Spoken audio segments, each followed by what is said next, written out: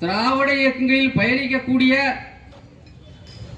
சட்டமன்ற உறுப்பினராக இருந்தாலும் சரி, நாடாளுமன்ற உறுப்பினராக இருந்தாலும் சரி, அவர்கள் மாவட்ட செயலராக இருந்தாலும் சரி, இந்த சமுதாய நலனை அக்கறை கொண்டு நீங்கள் பேசினால் அடுத்த கணமே உங்களுடைய அந்த பதவி விட்டு தூக்கி விடுவாங்க.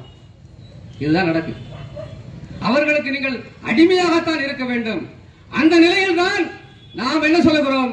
தமிழர் ஆட்சி மலர வேண்டும் என்று சொல்லுகிறோம். எப்படியா தமிழர் ஆட்சி மலரும்? இன்றைக்கு திராவிட இயக்கங்களும் அதற்கு முன்னாடி காங்கிரஸ் கட்சியும் ஆட்சியில் இருந்தது.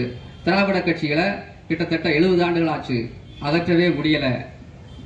ஆனால் மீண்டும் மீண்டும் நமக்கு தமிழர்களுக்கு தொல்லை கொடுத்துக் கொண்டே இருக்கிறார்கள்.